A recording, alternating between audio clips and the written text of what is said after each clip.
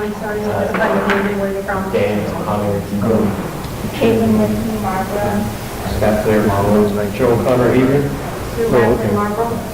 Amy Tomadio from Hebron. Judy Benson, Clark, Marlboro. Tom Fremont, Hebron. Dave Euro. Dave Castanian, Andover. Pat Law, Superintendent, Region 8. Eva Gallup, Business Manager, Region 8. Karen Hipperletta, Board Clerk. We can all stand and switch to the region. Pledge allegiance to the flag of the United States of America and to the republic for which it stands, one nation, under God, indivisible, with liberty and justice for all.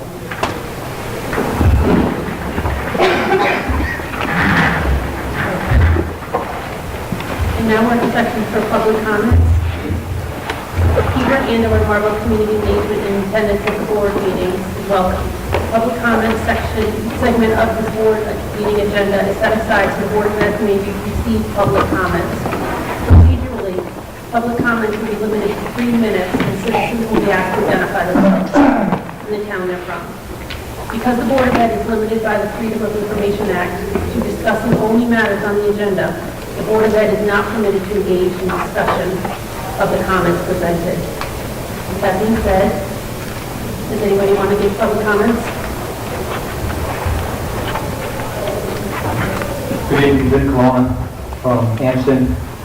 Just want to thank you guys for the work you're about to embark on with the budget. I know it's a lot of time and effort for your schedules. I'd just like to remind you, as I did at the beginning of the year, that the last year was very difficult on a lot of people. There were some good people that were let go. There were some fees that were put in place based on a tough deficit number that has since possibly turned into a $150,000 surplus number. Remains to be seen. And I realize the budget is a fluid number. But what wasn't fluid was, again, the people that were let go and fees that were put in place. And those continue this year. So I would just ask you as you contemplate the budget, and from today's report or the latest report, a possible $99,000 surplus from year to date, that you think about those people as I dropped off my taxes and ran into a few people down at the town hall, that we are taxed a lot. So keep that in mind, and if there's any relief on those fees, that would be much appreciated. Thank you.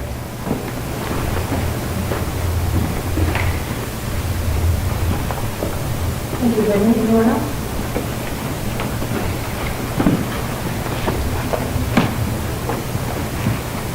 Any other public comments? All right. We're at the next part of the agenda where we can add and delete agenda items. Is there anything?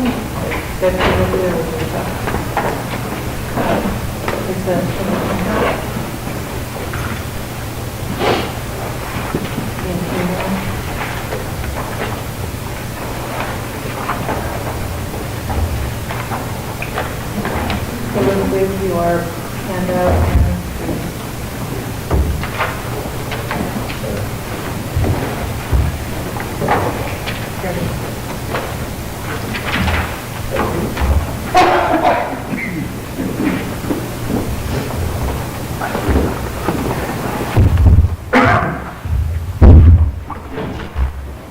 Madam Chair, I'd like to add to the agenda this evening, let me make a motion to add to an item to the agenda after 10.2 for discussion and possible action to purchase AED signs for the building hallways identification. Okay. Do I have a second? that's what I was going to do. Okay. Any discussion? Any discussion about the purchasing? No? Okay. And then we'll add it, all in favor to add it to the agenda? Aye. Okay. So we added for 10.2 day. Okay, 10.2 day.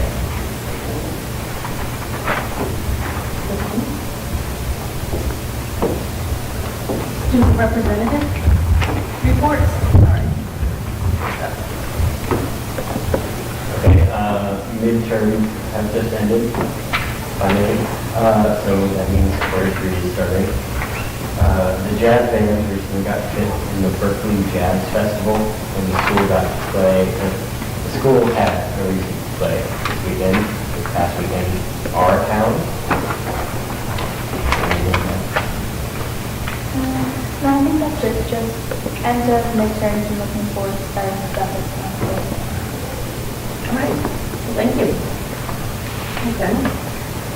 Board of Ed Chair report. This will be my first. I just wanted to note that the budget is coming up, as we all know. It's a busy time.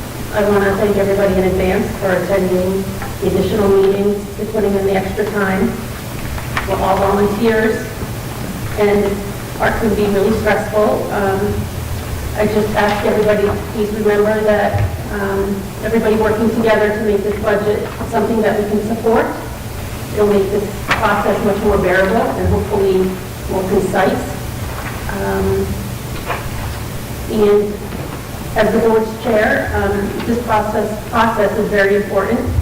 And if something isn't making sense, or if board members don't agree with what's going on, I ask you to please reach out to me and ask so that we can work together to clarify, because I really want to stress the cohesiveness and the fact that we need to work together to make this board function most effectively and efficiently. So thank you in advance for everybody's efforts. Board of Superintendents. The DOT project, I'm going to wait on until we actually get to that item in the agenda. The Windows project, just so you know, they have been, ESCO has been on site putting in pressure plates, at least the ones that we had available. There were some that were damaged and some were the wrong size, so they had to order some additional ones. So they completed what they could do. And we also, if you remember, we had the 9 lights, the windows that needed to still be ordered and manufactured. They are in the manufacturing process. Right now, there's a hopefully anticipated delivery date of February 15th.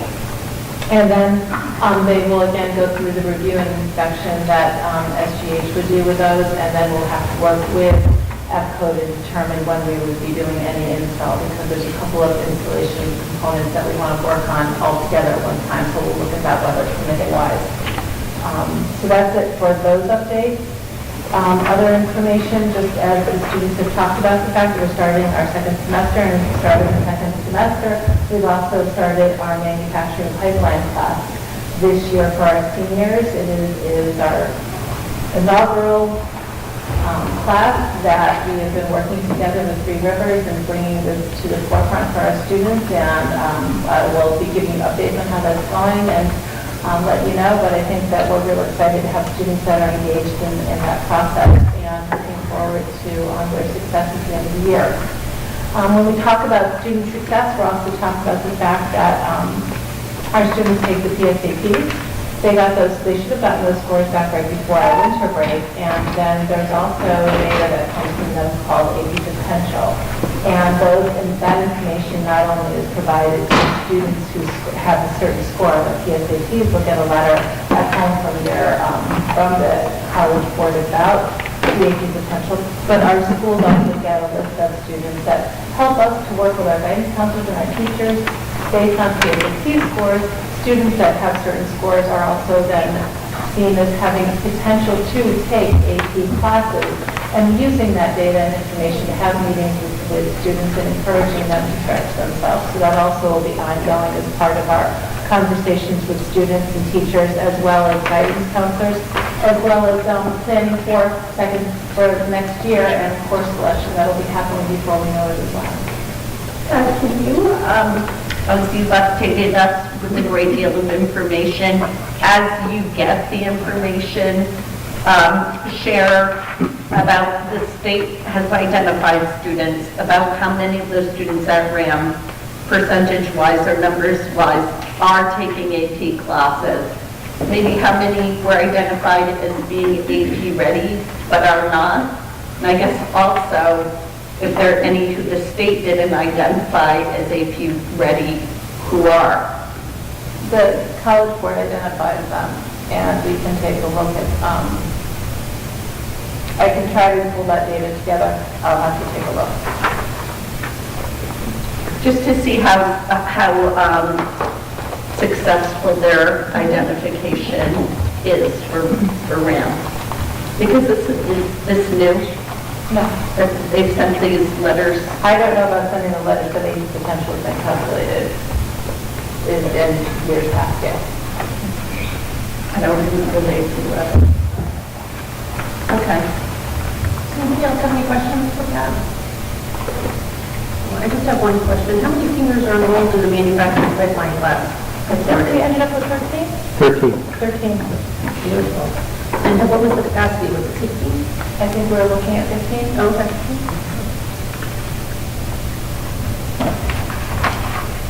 You have anything, Dave? Dave, do you have any questions? Oh, no, sorry. Okay. Do we know that last year's senior class was 11 in SATs in the state. Did we ever figure out where this year's senior class But number was? they didn't produce a report like that. I tried to figure it out, we're not there. They did it based on the combined scores, and the newspaper, I haven't seen it in the Hudson Card, they're actually the ones that eventually pulled that report together. I haven't seen that, but no, we haven't done that, and I'm not sure where we are. So did they get that from the State Department, or did the Hartford Current come up with their own formula? I'm pretty sure that they just used combined scores and ranked them. They combined the two tests, is what I remember.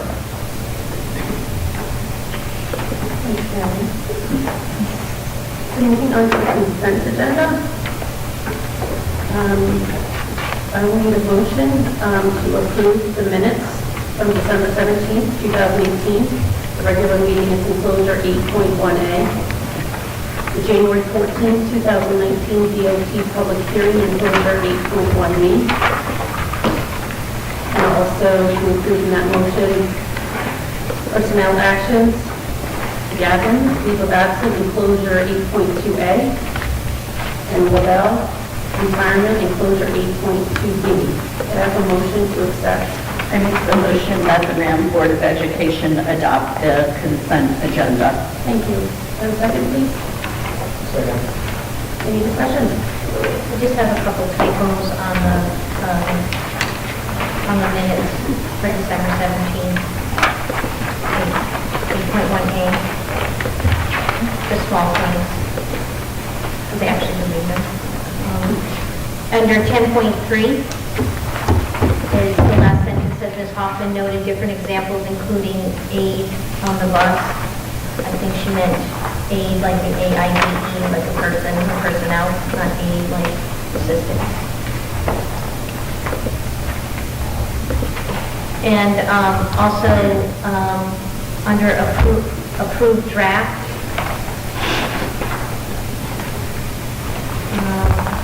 it's all the way down, like 2/3 down in that paragraph, where it says, it's good question how many students will be in the in-transit program. That's the transitional program. I don't know, is there a name for that? Right now, we're just calling it our transition. Transitional program.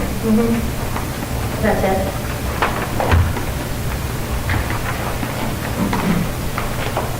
Any other discussion? Okay, if not, all in favor of accepting the consent agenda? Any opposed?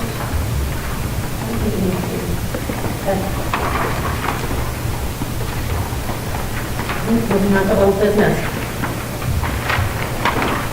We have none. New business, the review of expenditures and revenue reports, enclosure 10.1. Okay, so in your packet, you have the expenditure and revenues as of December 31st, 2018. Along with that, you'll also find the transfers. As Mr. Colonna had stated in his comments, that there was a positive net balance of $99,634. There are no changes in the capital improvement fund, and as you can see, the professional purchase services are starting to go over due to placements and services through IEPs that are starting to come through all the various PPPs that are being had throughout the year. In addition to that, some transfers were completed for coaching and advisor stipends.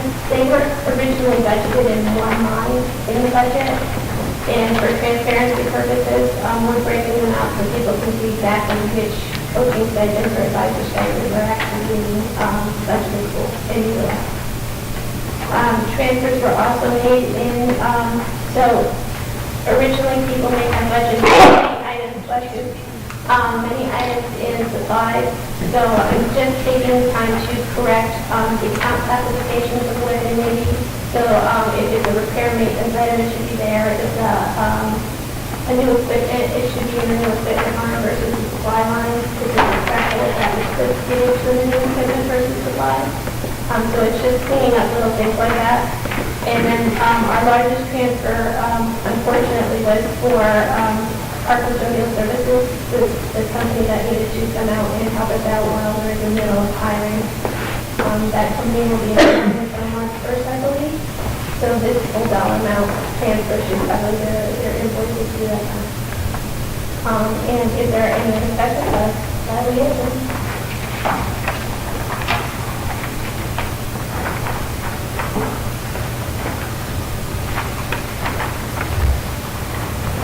Question, was there a savings from the custodian staff not being there, and so it's kind of offsetting a little bit? There's a potential savings, yes, because for 2.5 months, we didn't pay the custodial staff, so yes.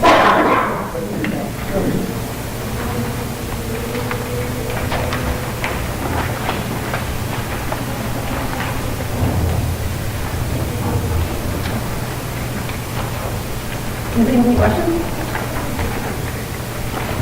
No? I think it's evident, but can you just talk about pay to play, those lines? And just make sure I'm reading it right. The revenue?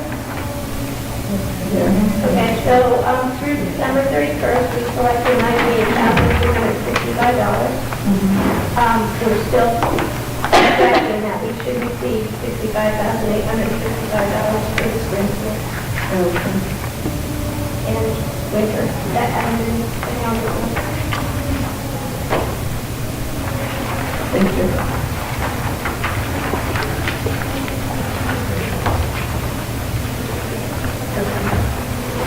Can I have a motion? Can I have a motion to accept the revenue and expense report? A motion. And to accept. Thank you. Okay. Okay. Any discussion? That's on 10.1. Yes. All in favor? Aye. Okay. Did you raise your hand? I'm sorry. Did you vote yes? You accept it? I didn't see it. Okay, sorry. All right, so, do I need to take motion for all these to accept these reports? So you just did the expenditure revenue as a packet. Okay. Then we have to do the budget transfers, which is the 10. Okay. All right. The approval of the budget transfer.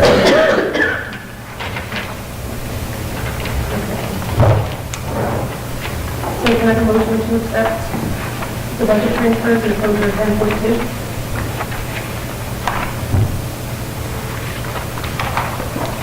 I'll make a motion to accept the transfers as provided by the business manager. Okay. Thank you, Tom. Any discussion about the transfers? All right, seeing none? I just have a quick question. First of all, Eva, thanks for trying to fix all this. It's taking a while. a really long time. Part of that. But what's high school summer reading? So it is my understanding that summer reading, An advisor that oversees. any reading that's assigned over the summer for students that they want to or that they have to. I think it's the summer reading, is the summer reading advisor at the high school? Yes, so they basically Collect the information facilitate the about process of deciding and communicating the mandated and recommended summer reading. Any other questions? I did have one. On page,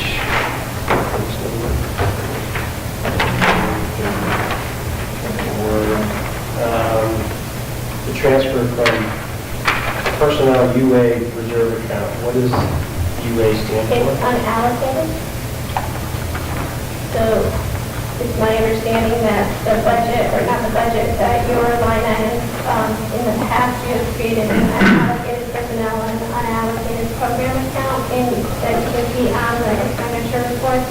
So any transfers that are done into there and then from there to the accounts that need to be, so if there's a savings in a line, it's put down in there and then it's brought to an account that needs it.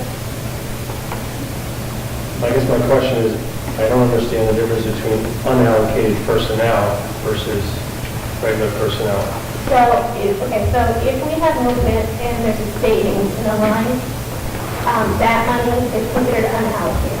So say someone left and we hired a person at a lower step, but there's some money left there. So we take the savings from that line and put it down in the unallocated personnel because it's freed up, so to speak. So you don't have to, it's not assigned to anybody at that moment or anything. That's what.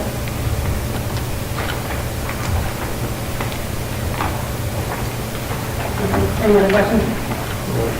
Okay, all in favor? Aye.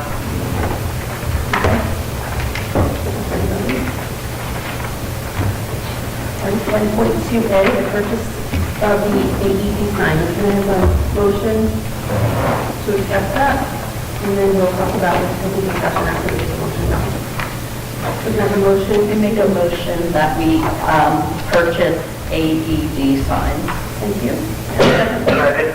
Okay, thanks, Dave. All right, can we have a little overview about this? So, in our facility subcommittee meeting, we have had a discussion around the AED machines that are within each of the buildings and a concern around making sure that they are easily accessible and they will be found by the public when they're in the building. So myself and Mr. Schleihofer walked the building and took a look at the public spaces where they're most commonly used and where the AED machines are, and locations where we would want to put an AED sign directing people with an arrow to find it. So we're talking about at the high school primarily and around where the auditorium is. It's right across from the nurse's office, just down the hallway past the gym. And in the middle school is right next to the nurse's office between like the media center and the gym in the area. So we looked and we found 10 different spots where we would want to put signs that are ADA compliant signs that would indicate where to find the AED. And an ADA sign would be a certain size. It has the large letters. It also has Braille and it has the arrows. So we are looking to purchase 12 of them. We wanted to purchase 2 extras, just to make sure that if we find after we put them up, there might be other places where we want to put them. That would cost us $1,500 to do that. It was something that we had budgeted for and was going to be part of the conversation. So we wanted to, after we had that discussion in the facility subcommittee meeting, and the facility subcommittee was in favor of that, we wanted to bring it forward to the board to make sure that the board was aware of that and then gave their consent to have that purchase be made. And those be erected in the building. Any other discussion? Any questions about that? Is there any discussion about putting an AED in the hallway during our 20 minutes? I've had a conversation about that. At this point, I'm happy, and I'm happy even talking with the nurses where the AED is and indicating to people how to get to it. It would be a slight move, or just move it if we moved it away from where the nurses are, which I don't want to do. And at this point, we really don't need to fund another one. We can use the one that we currently have. It's in a good location, it's in a proper location according to the nurses, and direct people there.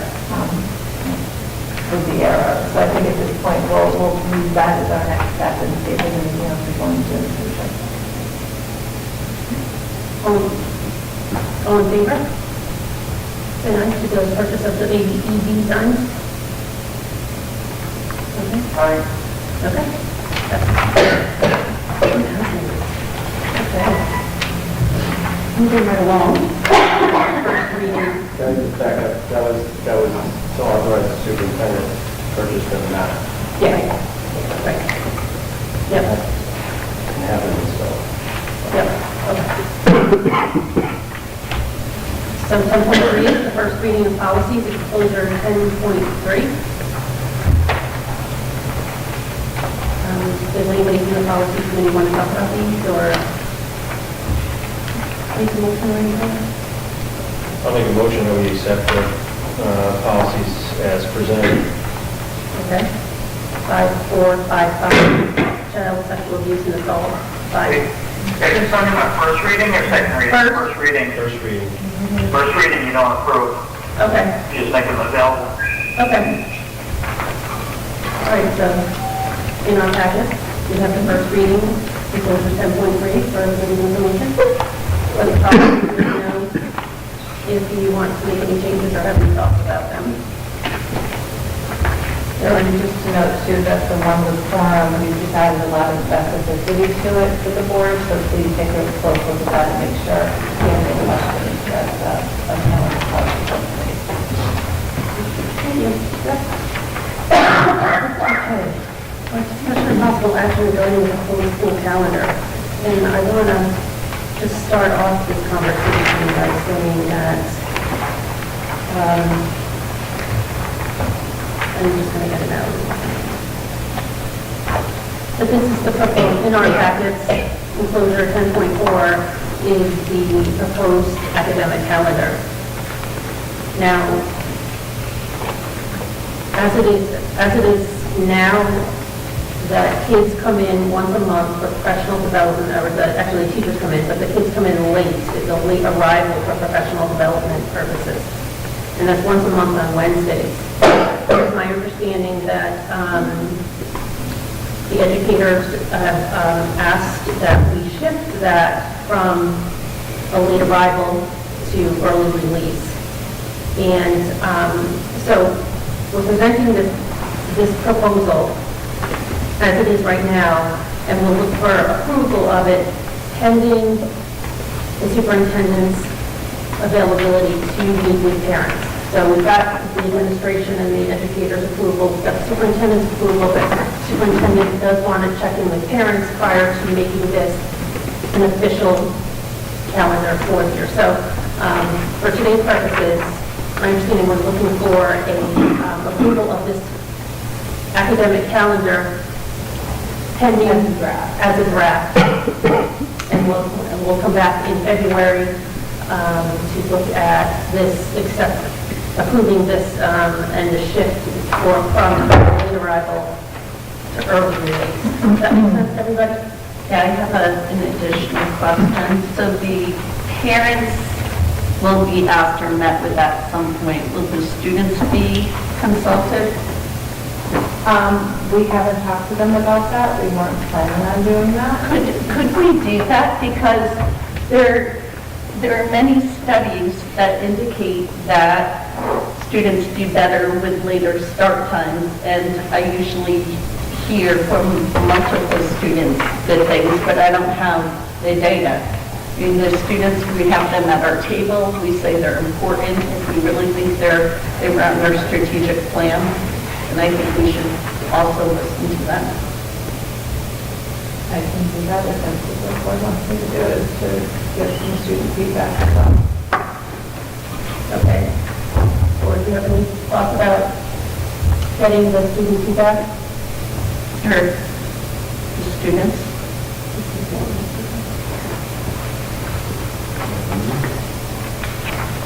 Well, sleep is nice, so it's always great to have the delays, but if it's more convenient to push off the staff development at the end of the day, I don't see a problem with getting out early. Well, we're leaving next year, so it doesn't really affect us. For adding that caveat. Well, I think also just recognizing that we're asking the teachers for their input, and I really want to stress to them and to the administration that we're listening to them, that we are hearing them, and we want to support them. And so this is something that we can move forward on. We just want to get some parent feedback, and then we'll put this to vote. Are we saying we won't get student feedback? I haven't heard from the board. Does anybody have any thoughts about getting student feedback about the calendar? My question is, what would that look like if we get student feedback? Like, how would we do that? Who would we? So, right now, we just got some student feedback on skills and dispositions, and we've used, the principal's advisory group at the high school, and it was, Leslie doing student government at the middle school, and I suppose we could talk to them as well. There's a lot of components to this, not just, changing the calendar to the, early dismissal, but also it allows us to align with the Hebron calendar. So Hebron already has, anything that on here is on a Friday. This is the same day that the Hebron Elementaries have their schedule. So I'm hoping in the future that this will help us to align some of our ability to be able to have curriculum conversations, intervention conversations, and maybe even at some point in the future, professional development that's shared. Marlborough and Andover don't have the same type of calendar, but again, as we look to align in the future, hopefully, this would help to bring some momentum to that for all of the different elementary districts. So I think that having some student feedback is important in that. We can probably use a small group within the two different buildings, but I think that would probably be the limit that I would look at with that. Did you use Survey Monkey for students? There was something you asked them about. I don't remember off the top of my head. I'm using Survey Monkey for the parent feedback, as well as some other things that we're doing, but I don't remember off the top of my head. It was something you used, I thought it was a good idea. You used Survey Monkey for parents and for students, and I think there were less student responses, if I remember correctly, but it just seemed that it went to me more with the strategic plan of when we're saying we have all of these engaged members and that students are important. It just, voice and choice and all of those kinds of things, it just seems like an important piece to have the kids weigh in, especially because the Hebron piece sounds nice, but we're missing 2 of the towns, so we're missing 66% of the towns. I think we're hoping that this will provide some momentum for all of us moving forward. So, I have one quick question. You talked to the bus company at all? I'm curious how that will work, because I know when we do our late opening, I would assume they do elementary then us, but if we let out at 12:15 and the elementary school does let out at 3:15, do we have to pay them for an hour to hang out? We run this by them tangentially, and they are aware that it might be something that would happen. I don't think it's going to really have a cost impact. The other thing is that you mentioned in 12:15 dismissal. The one thing that is going to happen and change regardless is next year all of our early dismissals will move to an 11:45. Right now we have 2 early dismissal times. We have 12:15, we have 11:45. And the 12:15 is actually very disruptive to the elementaries, because when the buses leave here at that time, they actually cannot finish their runs and get to the elementaries on time. So Or elementary or for elementary regular dismissals, I think, is the problem, or maybe they do have early dismissals on those days. I know that 12:15 dismissal is a problem for them, so we're going to, and one of the staff feedback also was the fact that they said, we have too many schedules. We have some days where we leave early at 11:45, some days we're early at 12:15, and then we have a regular at 2:10.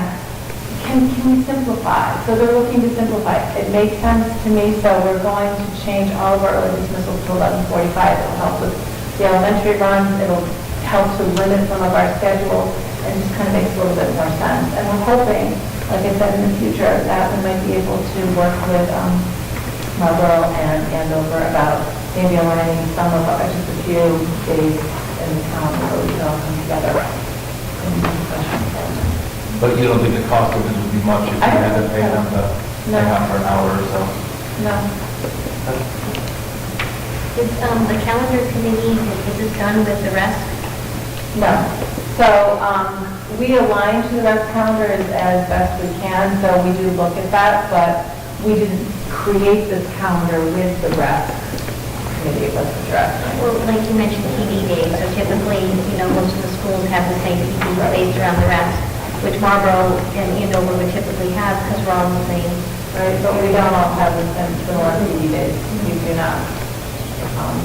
We don't even have election day off similarly. So, we're not quite there yet. Yeah. So, do we, okay. What kind of feedback are you looking for? I think anytime you change a calendar, parents right now, they have a set schedule as to how they get their children to school. And they know that it's going to be a late arrival on a Wednesday in a month. It's just making sure that we're communicating this is what we're thinking, and getting any feedback or concerns they might have, so it's something for us to think about and reflect on through this process.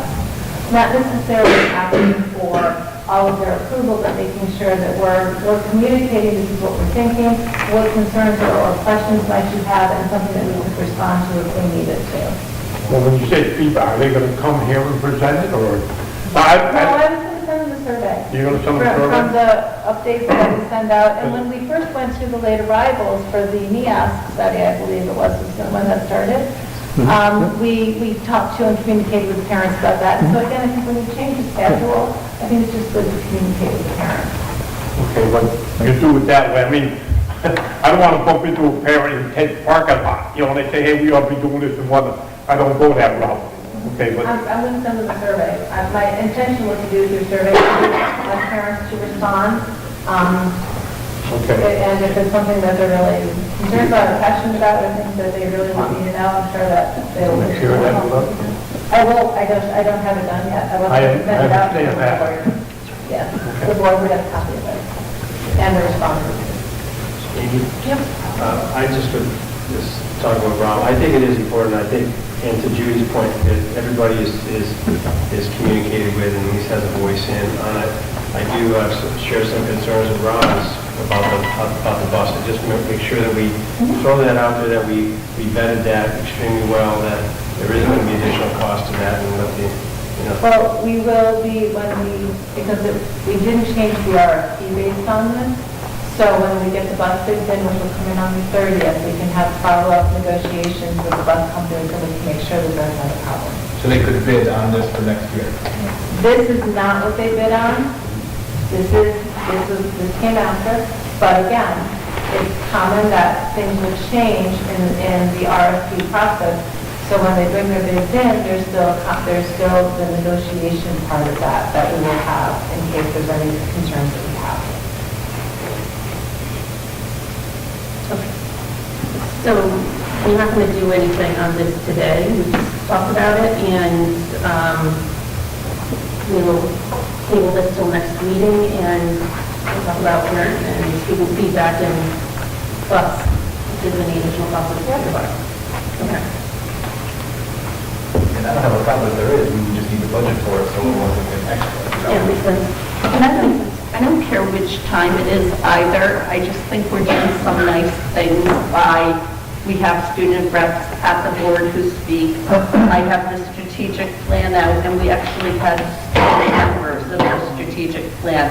So if we didn't include the students, it just would feel like we were leaving behind a big part of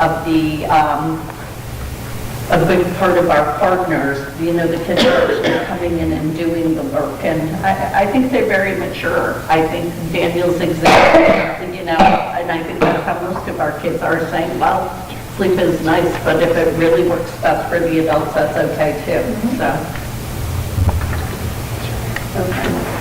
All right, moving on to 10.5, strategic plan update.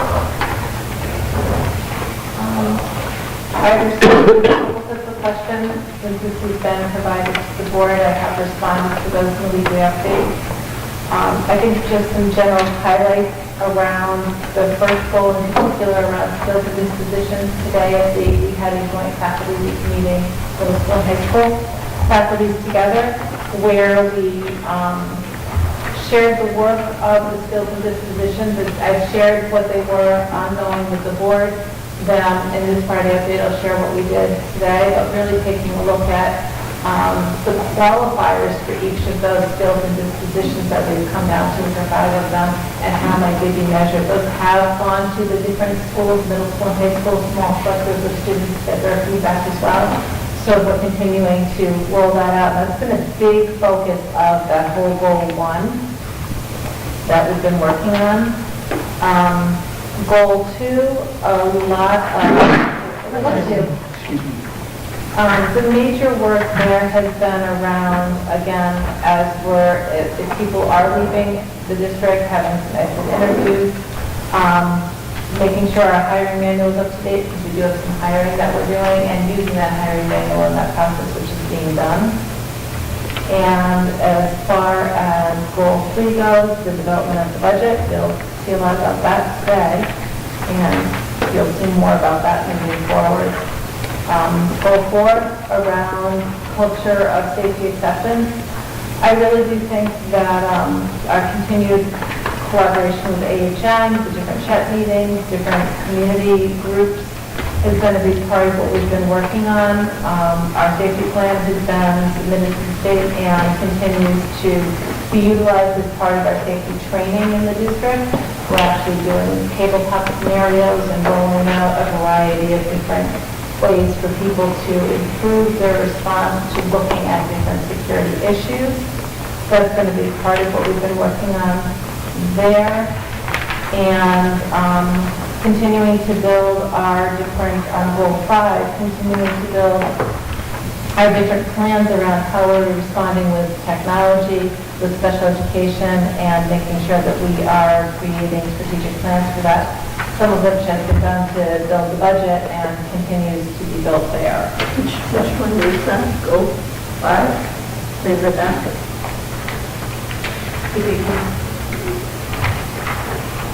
Is it goal 5? Yes. Oh. Can we ask questions? Yes. Okay.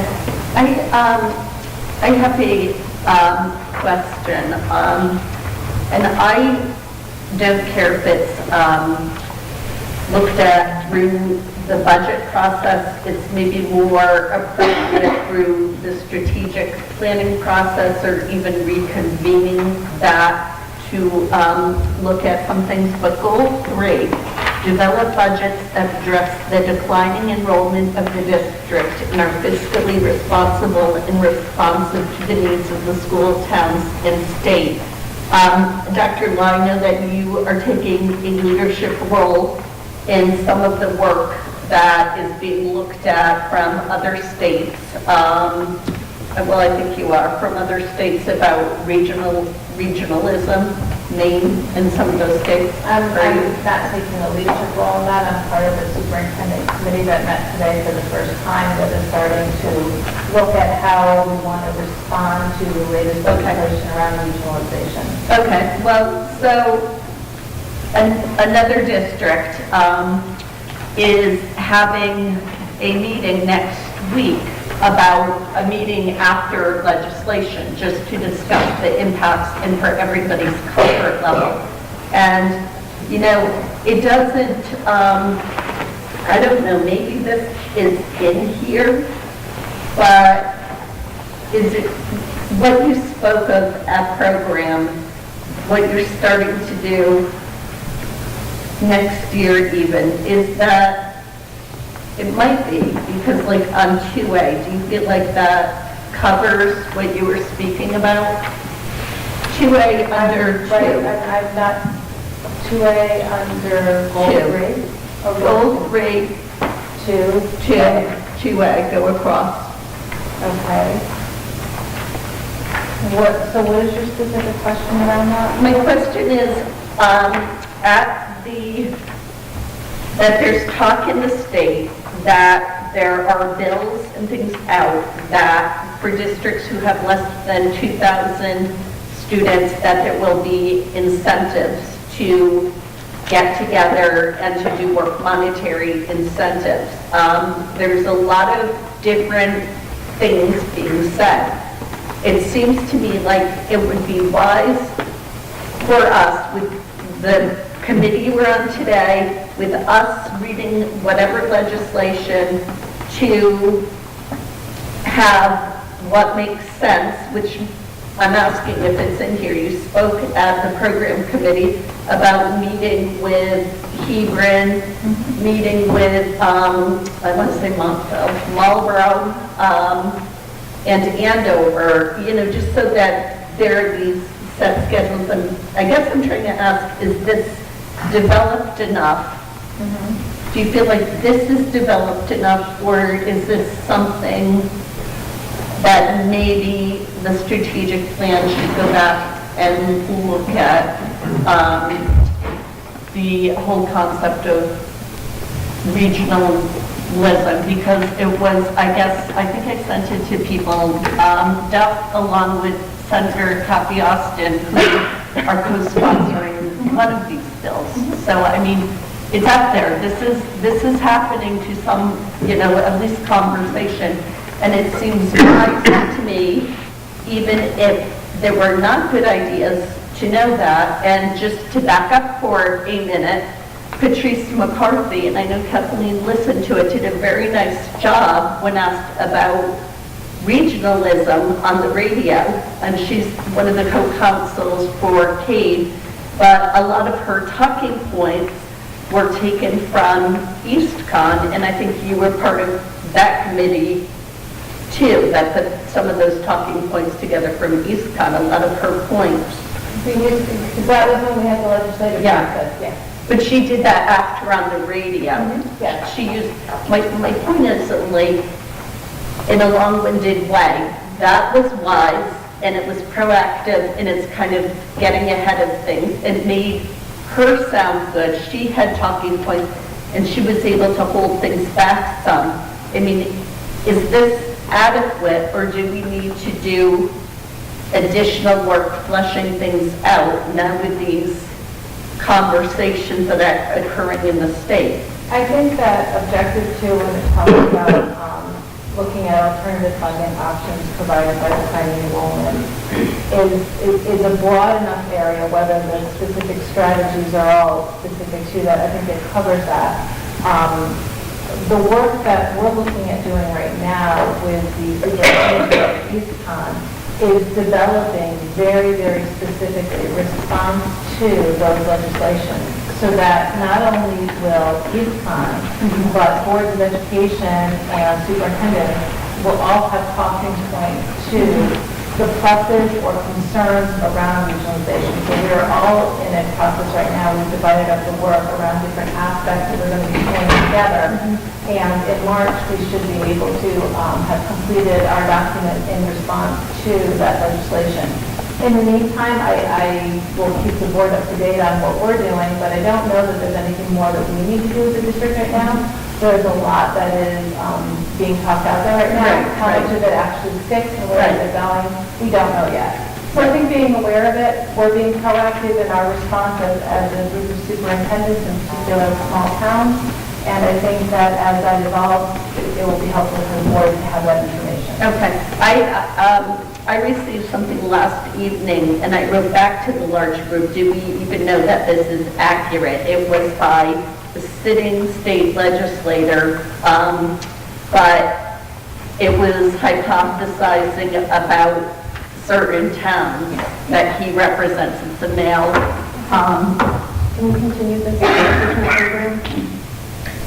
Because my thought is that. Yeah, I think that'd be great, but as long as it continues, because there's a lot moving quickly with this. Right, okay, that sounds great. So we'll talk about this in the program subcommittee. Is the program the subcommittee that triggers us to go back to the strategic plan, would you think, or could that be any committee? Amy, can I ask you one thing? If you're gonna bring it to committee, okay, that's fine. Can you find out what the advantage is for us to do that? Regionalization? Yes. Well, I've got to just say that, looking at the bigger picture, most of the districts are from municipalities that are run by municipalities. This is a regional district, it's a little different. The towns have to make the decision, the select people have to make the decision of regionalization. And we talked about this before. Hebron, I know that it makes a lot of sense to think that we would be sharing superintendents and special ed directors and principals, and whatever. It makes sense. But the decision lays there, and there's not a lot that as a regional district, doing anything besides what we're doing, which is engaging with the other schools, trying to align curriculum, our competencies as far as social emotional learning, and professional development. We are doing a lot to bring about some collaboration, and that's where I see this district being in a good place. As far as the towns wanting to have discussions about the incentives with regionalization, that's up to them. It's not going to be a conversation for this RHAM Board of Ed. So, with that being said, does anybody else did you finish your part of kind of reviewing it? Does anybody have any questions? Broad overview. Okay, does anybody have any questions about it? I have some, but I'll do them sidebar. Okay, thank you. Okay, anyone else? I like the idea of the program. I'm not on the program subcommittee, but can I come forward? Of course. I do think it's just something worth noting, especially since a lot of people could be impacted if like Pat said, it's an initial conversation, so. Isn't there something though, Joe, or somebody told me about someone, like Avon was wanting to do fields, but they weren't ready, so East Hartford was able to do them, or am I getting the story wrong? Okay, but we're just doing a strategic plan right now. So we just, I want to be focused on this. Yeah, but did that happen? It happened, I mean, it was, someone wasn't ready, I was in, but it moved on to the next time, so yeah. Okay, so we're going to move on. 10.6, discussion of possible action of the DOT plan, and closure 10.6. For those of you who were at the public meeting that shared the second draft of the DOT plan, this is a repeat, but here is the DOT plan that at this point we are moving forward with as far as the response to the traffic flow issues on the campus. Rob and Joe have been an integral part of the meeting. Dave has been able to attend when he's been able to be there. I've been at all of them. And primarily at this point, this is really just an opportunity for the board to give their final consent to this plan to be moving forward. We are in the process right now of working with the engineering firm to apply for the final permit that would allow us in particular to make the different traffic cuts on Wall Street. Because we're making another cut into that street and into State Road, we need special permission to be able to do that, and they're in process of that. So we have this process moving forward as quickly as we can right now, so that we can get the permits done and hopefully be able to still break ground and have this done over the summer of 2019. So we're looking, I don't know if Joe or Rob have anything else to say, but we're just looking for final, the board to say, we're excited about this and make it happen.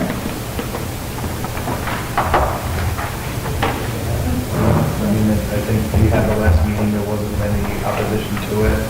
I know they had one in September, and there were a lot of recommendations made, and they followed most of those recommendations, so I got the feeling everybody in the room was happy.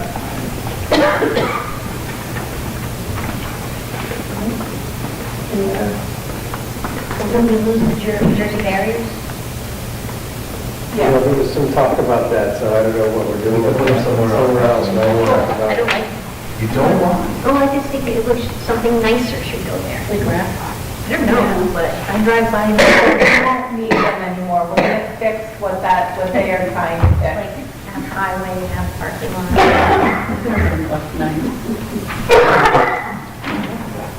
Okay, so do we need a motion? Like to accept it? It was, I would ask that we have possible, it does get possible action, so that you accept the plan. I'll make a motion to accept the plan. Okay, have a second? Second. Okay, and all in favor? Anything there? Okay. Just one question, it's, Mr. Jacobson's in the audience. I just also just like to thank him and Mr. Olmsted for their added, they really took this project to where it's at. So thank you for your service and for making that being part of the committee. Okay. Presentation of the superintendent's 2019-2020 budget proposal. That's why everybody's here, right? We've been waiting all day.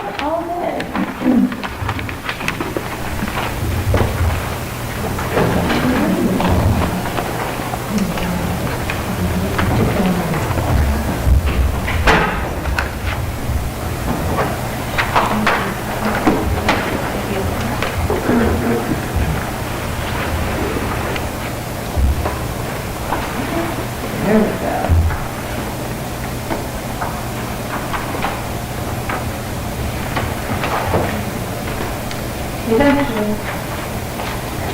For those of you who are in the audience, there are budget books and the PowerPoint presentation if you don't have one already.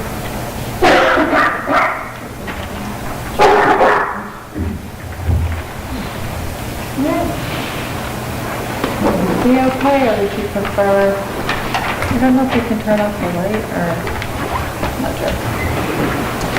Okay. Thank you. So I wanted to thank the board for allowing me to present the proposed administrative budget for the 1920 school year this evening. Throughout the budget process, one of the most important aspects that we referred back to in this process was looking at our vision and our mission, our theory of action, and our future commitment.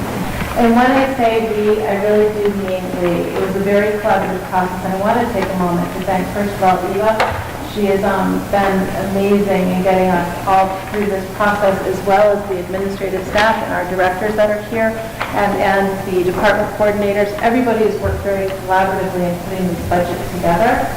And referring to our district strategic plan and making sure that within this budget helps us to meet the needs and the goals that we have, that we state are important to us in this vision and mission and theory of action and district commitment. Before I go into the budget in depth, I wanted to take a moment to say we do a really great job here at RHAM. There's a lot of things we do well. And we do that because of the support of the public and their tax dollars in supporting the budgets that we've had at RHAM. And we take that very seriously, and we feel as though the programming and the opportunities that we provide for our students give all three towns an excellent return on their investment in our students here. We gain a lot of recognition for our academics and for our athletics and our extracurricular programs.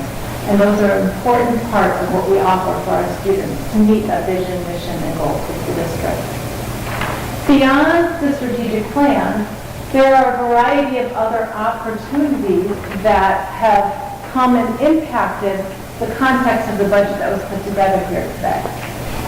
So, in the past, we've had quite a bit of declining enrollment. As a matter of fact, last year we had a declining enrollment of 86 students. It gave us the opportunity to really do some collapsing of classes and taking a look at numbers in classrooms, and also reducing some faculty.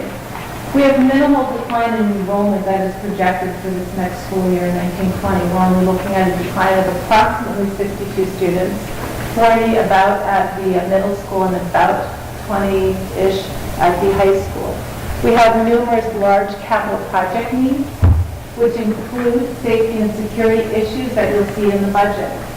We also are, as a district, making sure that when we talked about earlier, the skills of disposition, those come into our social emotional learning and 21st century skills and content that we are ensuring are happening in our classrooms for all of our students. We also have students that have diverse needs, and we need to make sure that we do meet the needs of all of those students. We need to improve our technologies and become more efficient as well, which is an important part of what is in here in this process, as well as our contractual obligations. So, given all of that, as well as the district strategic plan, I have some suggestions for improvements or changes that are part of our budget. As I present these, I will be connecting them to either the theory of action or the district commitments, so you can see how they connect and support the work we're trying to do within the district. So first is the rigorous and challenging mix of academic experiences, and that is part of our theory of action. And first and foremost, I feel as though adding back a guidance counselor helps us to reach that goal. Last year, if you remember in the budget process, we reduced a guidance counselor, and then we also split another guidance counselor between the middle school and high school. As we've been working through that model this year, we have found that the needs of our students, both academically and social emotionally, are not quite being met with that reduction. And that having a split person between the middle school and high school, where students cannot always access their guidance counselor because they might not be at the schools they're at that moment, they might be at the other school, is not working really well in meeting the needs of our students. So I'm looking to add back in a guidance counselor. More details about that can be found on page 14 of the budget book, and you will see pages listed next to all of these items so that you can refer in the budget book to these items as we go through. A special education transition program is also something that will allow us to have a rich academic experience for our special education students. There are some special education students that we continue to educate from ages 18 to 21 as we are legally responsible to do. Right now, we do not have a transitional program here at RHAM, so students who are 18 to 21 get sent to a transitional program to meet their program needs. We are looking to create our own transitional program here in the district. We are currently in negotiations with RHAM around being able to rent their teen center, and we're trying to come to an agreement on our rental rates. But if not there, we have other opportunities to be able to provide this transitional program for our 18 to 21-year-old students so that we can provide some educational opportunities within their community for them, continuing some of their work experiences, providing them with post-secondary learning experiences, and continuing to be a part of their community are really big goals of that program. Another aspect of the theory of action was talking about innovative learning opportunities. And here we have career and technical education courses that are being added. I talked earlier about the manufacturing pipeline. That's happening at the high school. We're also looking to add at the middle school some choice CTE classes in computer programming. Students at the middle school right now don't have choice classes, and we're looking to add that next year. That is happening by making a transition away from our food classes and really adding in more CTE types of classes, which also include the EMT class, as well as other computer programming classes at the high school. Professional development will be needed for our teachers continually looking to grow, not only in their content area, but also in the areas of focus that we have with the district, in particular around social emotional learning, around their skills and dispositions, and also safety. In the budget, it includes an online 3-year component that gives training to our teachers about a safety model called ALICE training that allows them to respond to severe issues within a building with with more opportunities and options. So it's a really important part of the professional development I want to include in improving our safety and security in the district. New course offerings at the middle school and high school. I spoke about a few of those, but we also have new social studies and science elective classes at the high school. And we also are looking to add some art options at the middle school for students. So again, elective classes at the middle school. And curriculum writing. Of course, as we add new courses, we're going to have to do curriculum writing. So that's a big part of what we would have to make sure that we are providing for our teachers as they're bringing these new opportunities for our students into the classroom. Also in this area of action are extracurricular activities. Currently, right now, we have a middle school athletic director as a .2 part-time position and a high school athletic director as a .6 part-time position. We have over 700 students that participate in at least one sport, and we run over 40 sports in the district. We have a large and growing program for our students.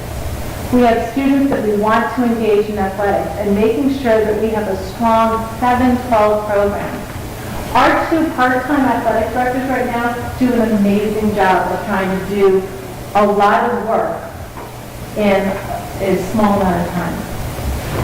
We really need as the district a 7-12 vision for our athletic program. Somebody that can bring that together as a whole program, help us to feed from the elementaries and the town programs all the way through, make sure that we have continuity 7-12, help us to evaluate and hire our coaches, making sure that we are programming well for students.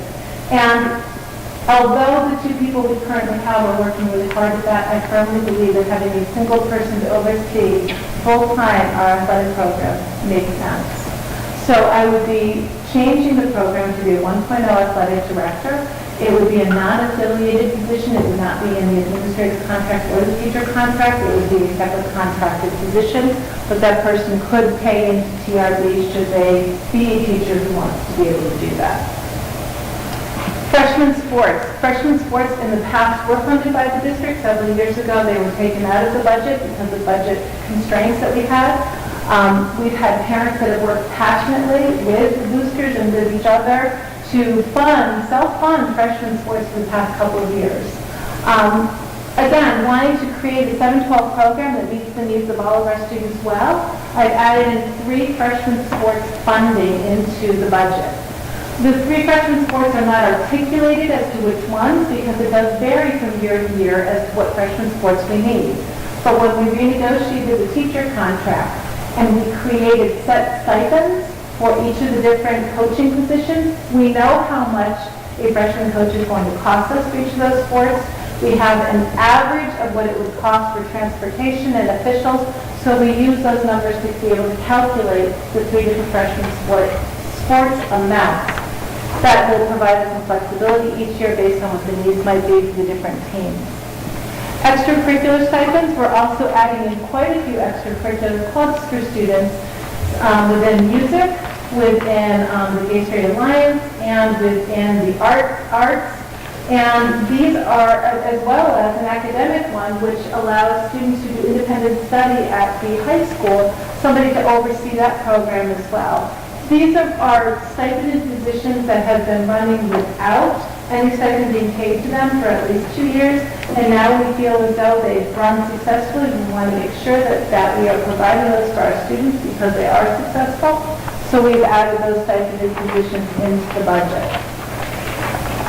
Providing a welcoming, accepting, well-maintained, accessible, and safe facility school community is one of our commitments as a district. And adding a landscaping contractor is a big part of what will help us to do that. We have over 50 acres on this campus, 15 of which are maintained. And we cut positions within the custodial and facilities department over the past few years, limiting the amount of man hours we have to actually maintain our campus inside and out. The most crucial time of the year that we have for our outside to be maintained is April to November. And that comes right from our district personnel who work outside. We know if that's a critical time, that that's when we need somebody additional to be able to help maintain the district field as well as the campus. So we're looking to contract with a landscaping company. They would provide us with 3 people twice a week, as well as equipment. They would work under our director of facilities and the outside maintainer who takes care of the grounds. So they would be directed by our district personnel to help out with maintaining our campus. It's an excellent use of getting us equipment, getting us personnel during the critical times when we need them. An after-school monitor/security person. Right now, our building at 3:30 is unlocked, and it's unlocked till 11 o'clock at night. For me, that is a huge safety issue. Anyone can walk into this building during that time. So at this point in the budget, I have put a non-certified person into the budget who would be unlocking the door for groups that are using the building after hours, 3:30 to 11 o'clock. We would also be changing our use of facilities expectation for different groups, that they will have to make sure that they have somebody that can help monitor the door. But we will no longer keep the building unlocked all night long. We will have it locked down, as the elementaries do, and we will have somebody that can buzz people in or be at the door to let people in for different events. Technology upgrades is on pages 29 to 30. We are looking to upgrade our firewall system. It is something that we had an audit done of our firewall system, our security system. We definitely need some upgrades. We're also looking to upgrade our teacher laptops. We're changing our Chromebook leasing time frame from 4 years to 3 years because we're finding that students' use of them, they get used a little bit more quickly than we were anticipating. And we're also looking to make sure that we have software that best meets the needs of our district. So we're changing our PowerSchool programs and adding in additional programs that will help us to collect data. We are also looking to create registration programs that will allow parents to register online and be able to have all the information more easily connected to the district. There's more. Hiring, training, and retaining high-quality professional staff. An important part of what our commitments talk about. Building substitute teachers. I added a middle school and a high school building substitute teacher and reduced the substitute teacher call-in amount in the budget for this year. So what is a building substitute teacher? It is somebody that's hired in each building to be there the entire school year, 180 days, as a building-based sub. So they would be the person that would help to cover teachers when they have a PPT or a team meeting or a parent meeting. If the teacher had to go home sick all of a sudden, we have that person in the building. As well as on days when we might have a lot of people out of professional development or at other meetings, they would be the person that we would have first being one of the substitutes in the building. The benefit of having a building-based substitute teacher is they know the building, they get to know the faculty, they get to know the teachers who are part of our community.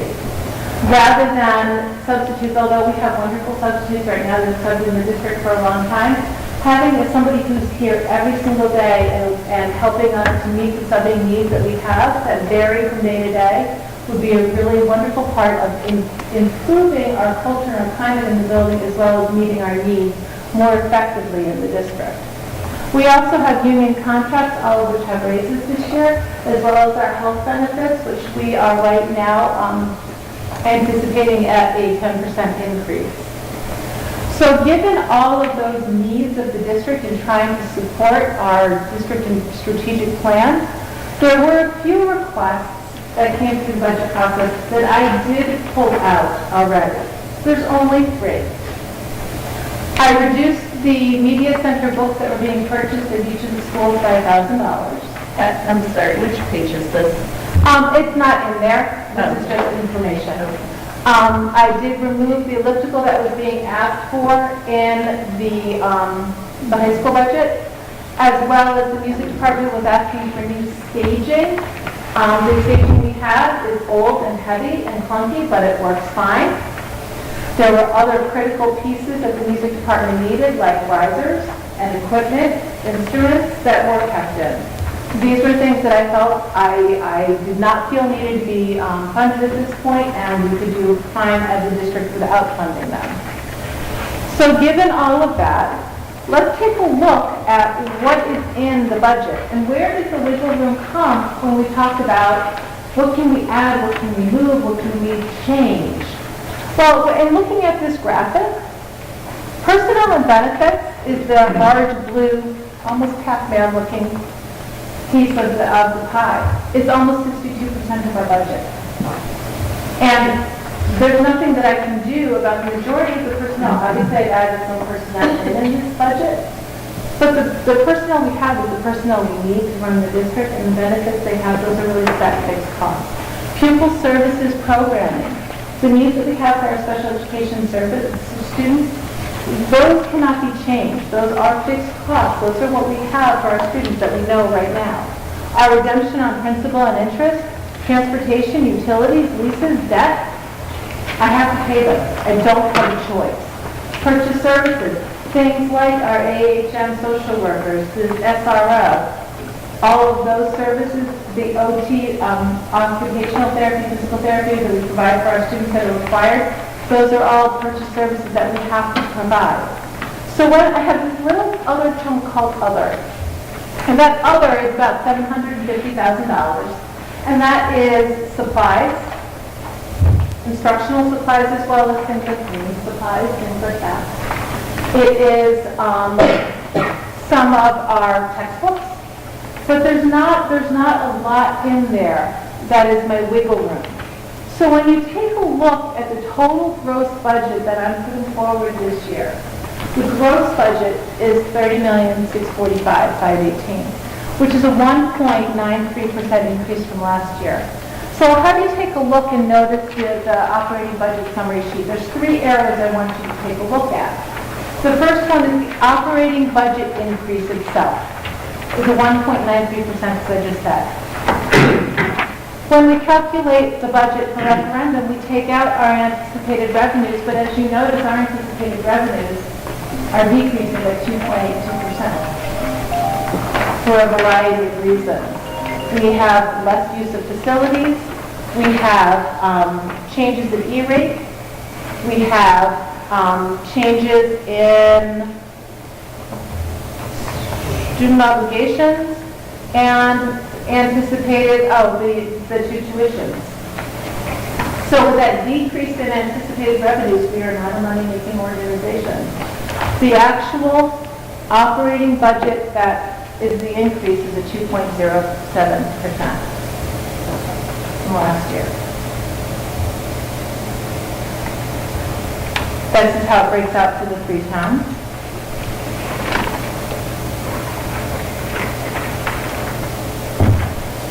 As you know, the RHAM budget has been bifurcated the last 2 years and will continue to be bifurcated this year. So we also have capital improvements that are part of the budget. The capital improvements that are in blue are tied together. You have to do both of them together or you don't do either of them. We have the truck that we bought last year. That's a lease purchase. We have to pay the lease. When we were talking about technology earlier, our technology, our head-end rooms and our tech rooms are not tied to the emergency generator and not air conditioned, which means if we lose power for a significant amount of time, 1, our technology is down, and 2, those closets are not cooled. And we know that those closets need to be cooled in order to operate effectively over time. The next 3 items, the microscopes, the cameras, and the double locking entries are all safety issues. Safety components that I feel very strongly are an important part of what we need to do to upgrade the safety in this building for not only our students and our teachers and our faculty, but the community when they are in our building. The softball field dugouts is a Title IX issue. We've been cited on. Boys have, the baseball has dugouts. The girls do not have them. We need to make sure that they have equal dugouts for both of the different sports. The HVAC in the media center and the carpet replacement. Not only do we have moisture issues coming from below and the dampness there, but we also have humidification or dehumidification issues in the media center. We have spent 2 years trying to implement and we're implementing a plan of trying to adjust all the different humidity adjustments in there, looking at different less expensive ways to address the humidification issue. They haven't worked. The media center, it smells, it's humid, it's damp, it needs to be addressed, it needs to be taken care of. And when we think about a media center, not only do you have the rug, and you've got all of the walls in there, but you also have books. And moisture and books, yeah. So, the rubber stair treads at the high school cafeteria, for those of you who come in and go down into that area, they're all coming up. We want to replace the whole thing so that it's no longer a tripping hazard or a concern. The EFIS, when you look at the top of the building, on the upper parts of the roofing, there are joints and seams, and those have to be filled and caulked on a regular basis. If they are not, water seeps in and causes more disruption behind all of that. So the EFIS needs to continue to be caulked on a regular basis.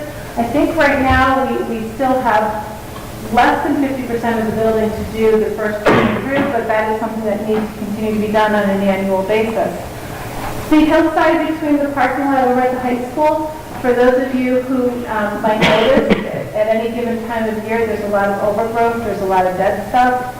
And we're really trying to find a way to clean that up, make it more accessible, and make it better looking. So to clean up that area is really an important part of what we were looking to do. The weight room area and the gym, we have new windows in there now. You can actually see in there, and you can see people working at it all different times of day. But in the summer, it gets pretty hot in there. So looking to air condition the weight room area. Continuing to fix the sidewalks around campus. And then there's been conversation around wanting to look at the opportunity to be able to possibly have a turf field installed at RHAM. In order to do that, you need to have a feasibility and a plan starting to be developed. So there's money set aside to begin that process to look and see is this something we want to do and what will that look like in cost. All of that, very, very important and necessary capital projects, is $888,000. That's a picture of the media center, by the way. When you take a look at that, it is a large increase from last year and a large increase from previous years when it comes to capital budget.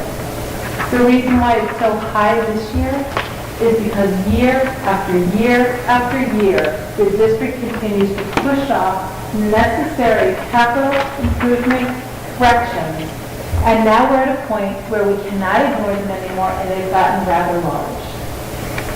So this is what the capital budget would look like for the three towns.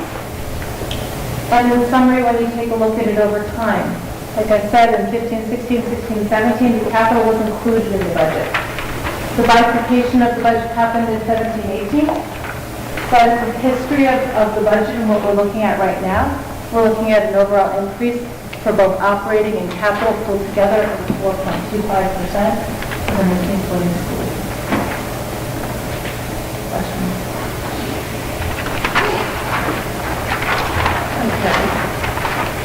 Thank you. I think we need to do this in an organized fashion. Do you mind if I sit for those so I can actually write them down as well? We'll start with Dave, because I don't want to forget. Do you have any questions about the budget that Pat has presented? Sorry, no, I didn't.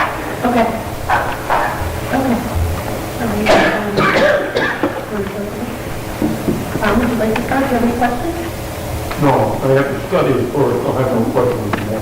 Okay. Do you have any questions? Yeah, in the high school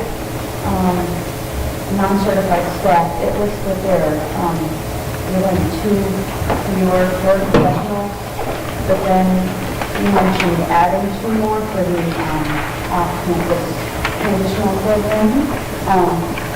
Is there something I'm missing or? So the numbers that have shifted and moved since the last budget and this budget based on needs within the schools. So the moving of the paraprofessionals looks more dramatic than it is because the shifting happened, so when you look at the 17, or the 18, 19 numbers, those actually shifted on page probably 20 and 21. You're welcome. Those shifted during the school year, so those numbers I know are not even accurate from the start of this year, but they were what was in the budget book. So because of student shifting needs, those have been shifted to the book. So we haven't reduced paraprofessionals overall, we just shifted them between buildings and where they were actually accounted for. And on the substitute for the transitional program is reflected in this? It is reflected in there.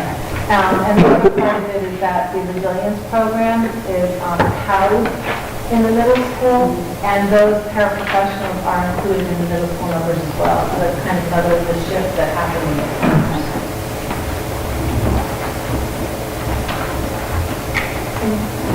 Judy, do you have any questions? Well, I know we've talked about this in finance, and there were not, I mean, you showed us the program changes that look like they're going forward thinking that line up with best practices on the strategic plan. There's a suggestion of, which you shared this evening, of the additional, not splitting the guidance counselor, which would be great. So I, like Tom, think that I need some more time to get my head around it. You answered some other things earlier, so I think I need that to let it kind of marinate and before I ask more questions, if that's okay.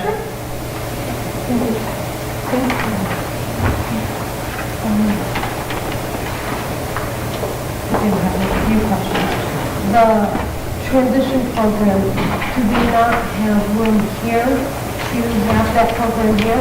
We actually probably do have room here, and that could be an option. One of the things, though, that we would prefer to do for an 18 to 21-year-old program is to actually be able to move them off campus, so that there is that feeling of adulthood and moving forward. If that's something that we can make happen, we'd love to do it that way. If not, there are options, I think, where we can possibly have it on campus as well, and maybe down the road be able to move it up. We'll come up with something.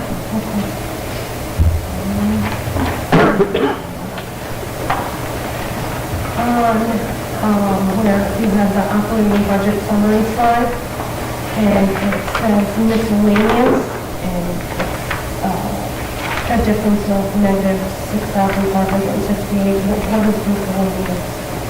What is miscellaneous? Miscellaneous is a lot of catch-all items that aren't classified. So if we receive from our workers' comp, we might receive a reduction in due to sorry, let's take that as a fact. Okay, workers' comp, we have to do a payroll audit every year, so we get audited by the workers' comp carrier. Sometimes based on our claims and the payroll, we get a little bit of money back. I'm not sure we got $207. We didn't pay one. So there's just little things that come to us that are not classified or not large amounts. They usually get lumped together in this way.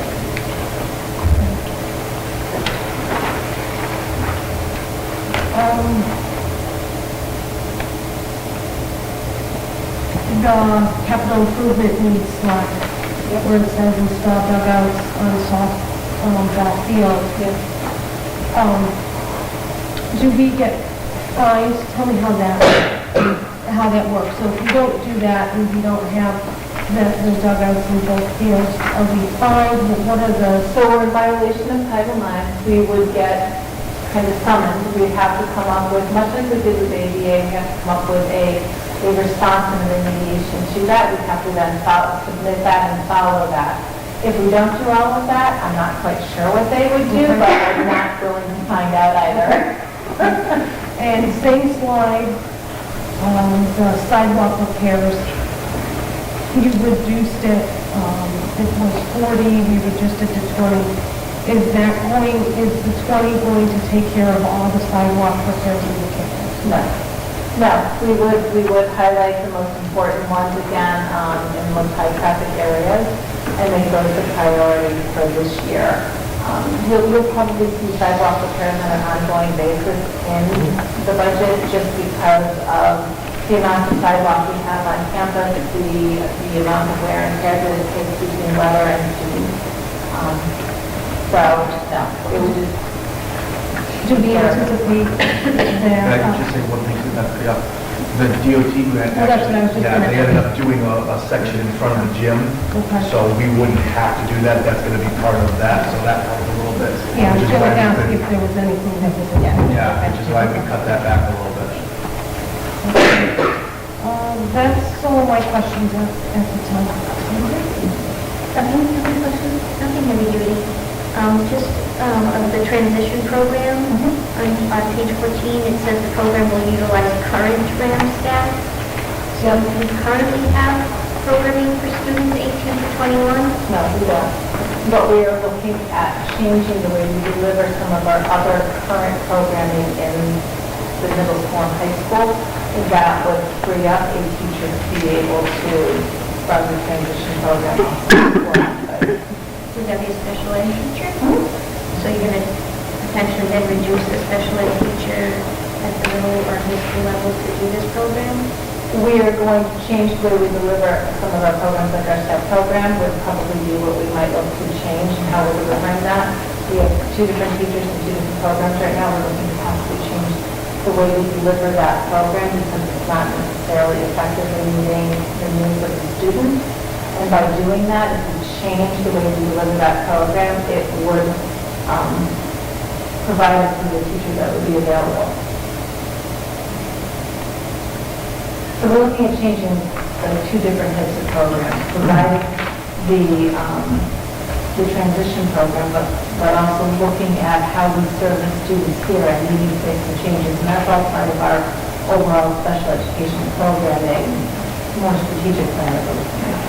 I always get worried because special ed is a moving target. And if you lose somebody, and then you have an increase of need for students or something, and you want to make sure you have the appropriate staff. And we've looked deeply at that, and not only that, but at the effectiveness of the program, and what are our students' needs, and what do we need to be doing differently. I commend you for putting the guidance council back, because I think it's important, not always to try to reduce the budget we did last year, and to, have data that says, that's not quite the way to go. And certainly that's important to recognize that and to propose putting that back in. You mentioned professional development, and I think you said related to social emotional learning. Are you still doing motor training that began last year? We will be continuing to do that, yes. As a matter of fact, I'm also going to do a follow-up workshop, I think it's next week. And we're hoping to we also just got our Title IV grant money, which will allow us to also send more staff down.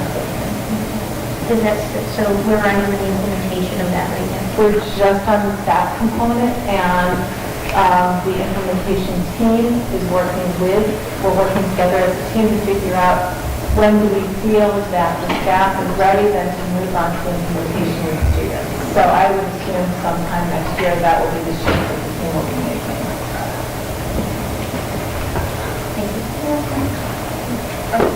I would just have a couple of questions on the landscaping contractor, how much time we're actually getting per week to see if it might be worth hiring, like Park and Rec does, 34-week seasonal instead of contracting that out. We looked at a couple of different options. We interviewed several different companies and looked at different options. We like this one as our best, but I can give you certainly that we could follow up and have more conversation about that. Maybe that's something that you could do. Sure. Pretty well, we've got few facilities.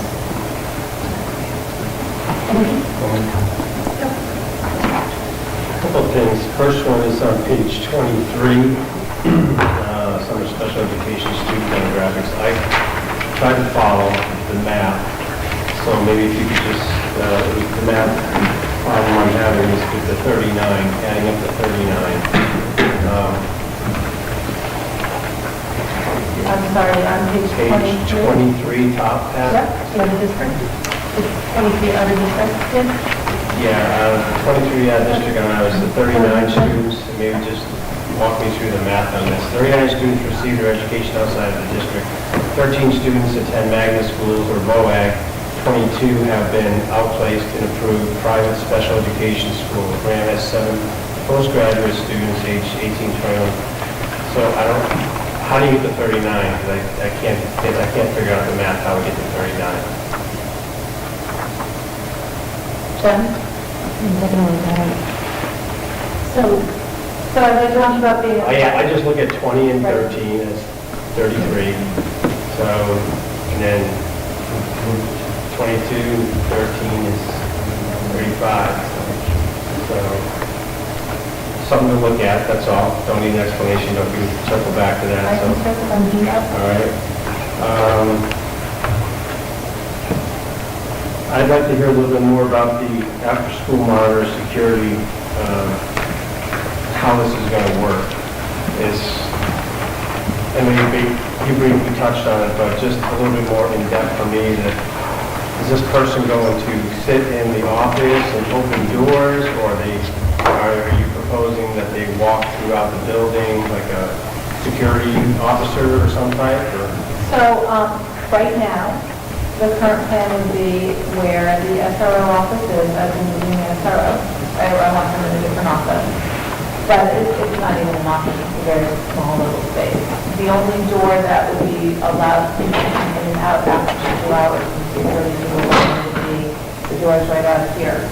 The monitor would have the buzzer system linked into that little office area. So let's just say it's a really slow night and there's, people just coming in once every 10, 15 minutes to pick up their kids from a Parks and Rec thing in the cafeteria.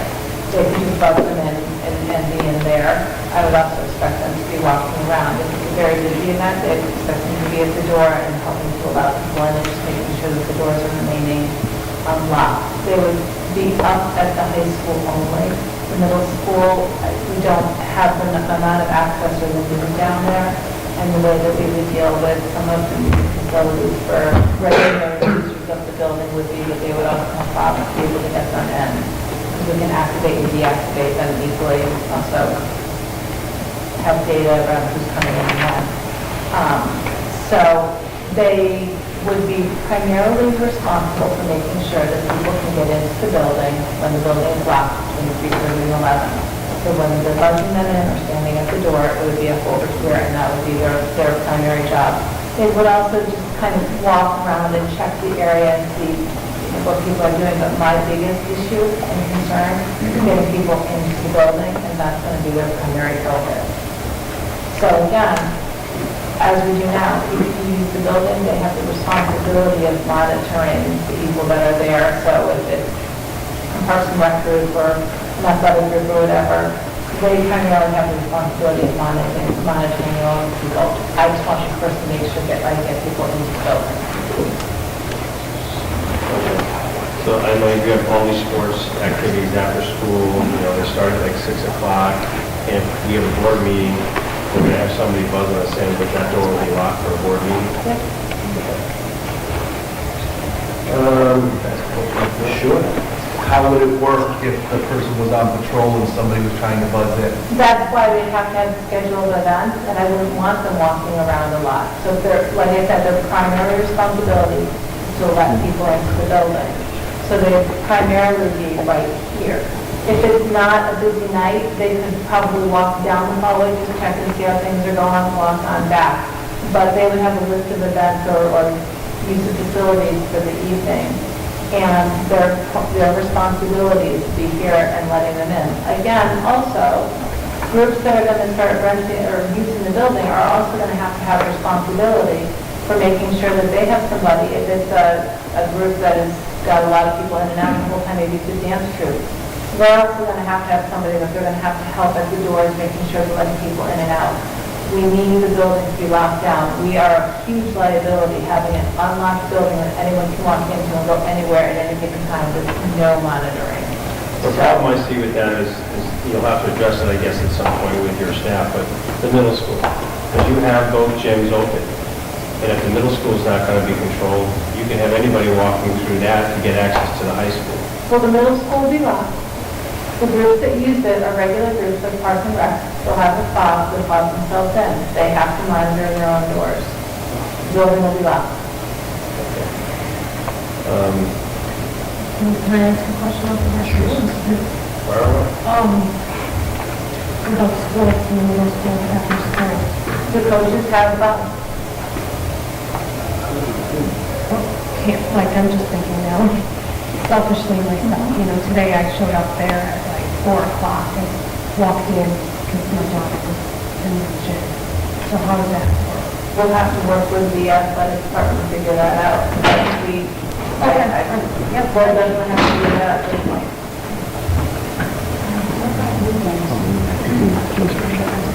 Weekends are the one time we haven't been able to cover yet.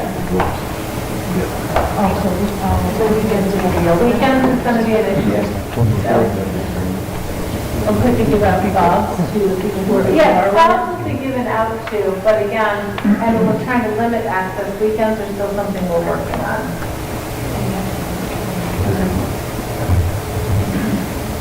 I think it's also important to know that for the members in the audience, some of the things that you presented, such as the air conditioning and the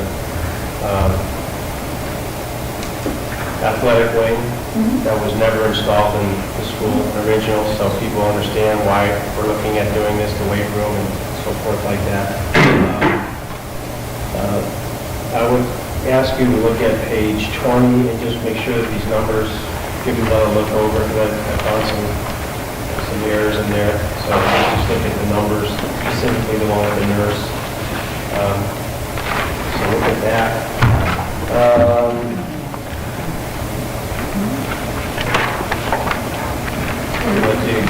Page 20, we're adding FTE 1, and then we're change 0.5, but we're still at a 1.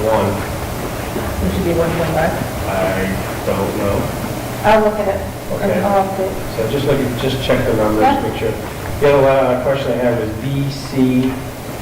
I couldn't find that abbreviation, so I saw it here a couple times, but that's on page 19. It's somebody who works with students on behaviors. And we chose, last year I was going to hire the position.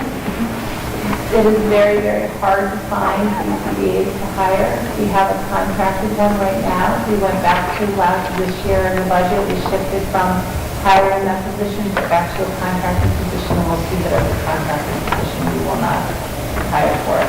And we just can't find people. Is there a savings in that this year? Since you budgeted for a No, it's very expensive. But a part-time contracted BCBA is expensive as hiring a full-time one yourself, which is why I was looking to hire a full-time one. Get more hours. So, we tried. And the last question I have is on the leases. If you could, you don't have to give me an answer now, but if you could just, What page, please? leases, I didn't write the page number down, but it was, under leases, you were talking about lease 1, 2, 3, 4, 5, and 6. Or 1, 2, 3, 4, and 5. If you could just tell me, or tell the board what those numbers represent, what those leases are, unless I missed that. I'd just like to know what those leases are, please. Those are combined things, so I would have to break them all out. But that, under lease one, that $80,000 is several different things, like technologies and all of that. I can break them all out for you, and you can take a look. Okay. That's it. Thank you. Thanks, yeah, first of all, I just wanted to thank Dr. Law and even everybody else, the staff who worked on this, because for you to be able to go through this, and if you take the time to read all the text, it really does kind of piece everything together. Hopefully the document is good, there's some questions, but I think you guys did a great job. I just had 2 questions. Circling back to the special education transition program, It's crystal clear, it's plus 2 paraprofessionals, it's around 21,500 for around 43K a year. And then in the paragraph on page 14, it says, this replaces the current substantial cost of the district. Do you have an idea ballpark what that, I'm just trying to compare what the plus 2 is versus what the substantial cost is? And if you don't have it off the top, it's fine. I don't have it off the top of my head, and I can give you a roundish number, because again, every kid's program is different, and we're not sure exactly which of our students from 18 to 21 would be the ones that would be in this program, and others wouldn't necessarily qualify for this program and be any one, but I can give you a round number. I'm just curious, the 43 is the increase, is it a 20,000 delta or a 70,000 delta, or something like that? So that was the first question. The second one is, under the building substitute teachers, which it sounds like it has a lot of really positive aspects to adding those 2 building substitute teachers. That's around 20,500 or 41,000 increase per year. Do you guys know approximately, and again, it's fine to come back, what the average annual call-in, on the call-in substitute model over the past 3 years? Again, I'm just trying to compare what the new number, what you're proposing is with what it was before. And then I think you said that obviously you would anticipate a decrease in the call-in budget if we have full times. So just kind of like a rough idea of what the differences are there. Work on that. And I'm going to jump on the bandwagon for Mr. O'Connor.